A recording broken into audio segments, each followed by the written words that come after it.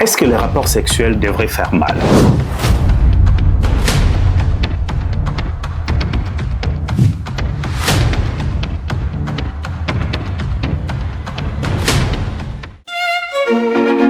Est-ce que les rapports sexuels devraient faire mal? Je sais que vous avez tous la réponse parce que c'est simple. Non, les rapports sexuels ne devraient pas faire mal. Parce qu'il est censé procurer le plaisir et non la douleur. D'ailleurs, si c'était très douloureux pour que les humains aient des rapports sexuels, il y a bien longtemps que l'espèce humaine serait éteinte parce qu'il y aurait très peu de rapports sexuels et la reproduction serait quasiment nulle. Et oui, les rapports sexuels ont entre autres rôles la reproduction, comme nous allons le voir plus tard.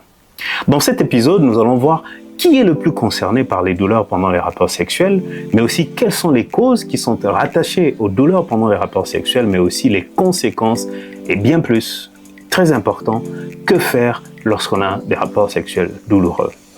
Tout d'abord, c'est quoi un rapport sexuel? Nous avons trouvé cette définition très intéressante dans Wikimini, qui est en fait un dictionnaire pour enfants, qui définit le rapport sexuel comme étant une relation intime entre deux personnes. Il est la manière naturelle de faire des enfants. Quand les enfants ont parlé de cette manière, tous les adultes ont compris. On peut aussi l'appeler coït ou encore copulation lorsque on est en train de parler de manière générale jusqu'au rapport chez des animaux ou simplement une relation sexuelle. Une fois compris, alors c'est quoi les rapports sexuels douloureux? Les rapports sexuels douloureux sont aussi appelés dyspareunies.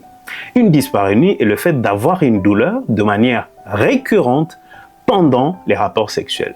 En fait, pour parler vraiment des rapports sexuels douloureux, ça doit être au pluriel. Et donc, il y a une notion de répétitivité de la douleur au cours des rapports sexuels.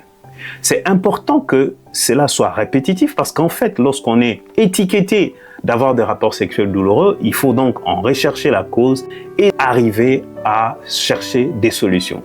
Une douleur passagère lors d'un rapport sexuel ne définit pas, lorsque cette douleur ne se répète pas, le fait d'avoir des rapports sexuels douloureux.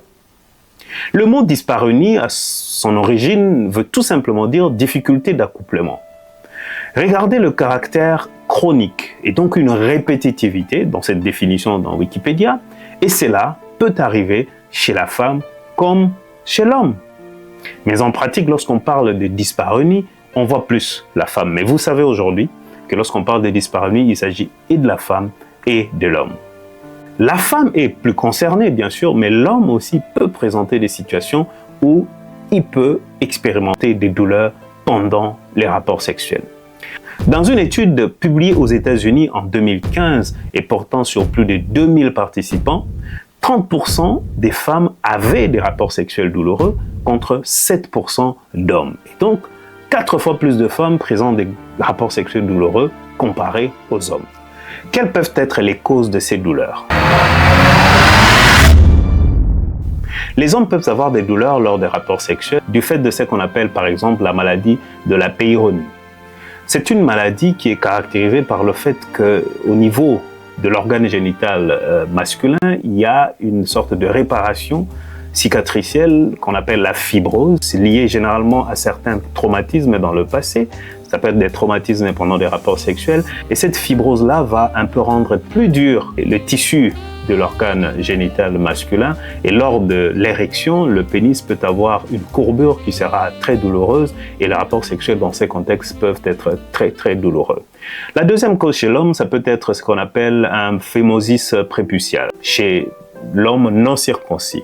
C'est en fait cette chair qu'on appelle prépuce qui est au devant de l'organe génital masculin non circoncis, qui a normalement un trou laissant passer l'extrémité du pénis qu'on appelle le gland. Lorsque ce trou est très très resserré, cela peut entraîner des douleurs pendant les rapports sexuels. Et troisièmement, l'extrémité même du pénis qu'on appelle gland peut s'enflammer. On appelle cela une balanite et cette inflammation peut entraîner des douleurs pendant les rapports sexuels. Chez la femme, les douleurs pendant les rapports sexuels peuvent avoir un soubassement précis, c'est-à-dire un organe qui est malade et qui explique que la femme ait des douleurs. On parle alors des dyspareunies organiques. Ou encore, cela peut relever des causes qui ne peuvent pas être identifiées sur un organe qu'on peut qualifié comme étant malade, mais beaucoup plus de la psychologie de la femme qui est marquée et qui est responsable de ses ressentis douloureux pendant les rapports sexuels. C'est donc ce qu'on appelle la dyspareunie psychogène ou d'origine psychologique. Sur le plan psychologique, commençons par là, ça peut être un stress important, ça peut être l'anxiété, les antécédents d'abus sexuels, les conflits dans le couple ou encore la peur de la douleur pendant le rapport. Et oui, la peur de la douleur pendant le rapport peut renforcer le caractère douloureux des rapports sexuels. De l'autre côté, lorsqu'il y a une cause identifiable sur un organe, donc une dyspareunie organique ou des organes qui sont responsables, on peut avoir par exemple certains changements qui arrivent dans la vie d'une femme. Par exemple, lors de la ménopause, la lubrification peut poser un petit problème et entraîner une sécheresse vaginale qui peut rendre les rapports sexuels un peu plus douloureux. Mais il y a d'autres maladies telles que les infections, certaines cicatrices au niveau de l'appareil génital qui peuvent venir, par exemple des accouchements avec des chirures ou encore avec épisiotomie, ce qui est une incision que le médecin va faire pour élargir le canal génital et permettre la sortie de l'enfant. Et ces cicatrices-là, après, peuvent entraîner des douleurs. Mais aussi, les maladies de la peau peuvent entraîner des douleurs au moment du rapport sexuel. Et une maladie qui entraîne beaucoup de douleurs, y compris pendant le rapport sexuel, s'appelle l'endométriose. C'est quoi l'endométriose? L'endométriose, c'est le fait qu'un tissu qui ressemble au tissu qui donne les règles va se retrouver à un autre endroit en dehors de la cavité de la matrice ou de l'utérus, l'endroit où ce tissu est normalement. Le fait qu'il se retrouve ailleurs dans l'organisme, ces tissus à cet endroit-là, lorsque la fille ou la femme va avoir les règles, il y aura aussi entre guillemets production des règles à ces autres niveaux, et c'est le fait que des tissus qui donnent les règles se retrouvent à un autre endroit dans l'organisme, c'est cela qui va faire réagir l'organisme et va entraîner beaucoup de manifestations, y compris les douleurs au moment des rapports sexuels. Donc, une femme sur deux, à peu près, qui présente de l'endométriose, va avoir des douleurs au moment de rapports sexuels.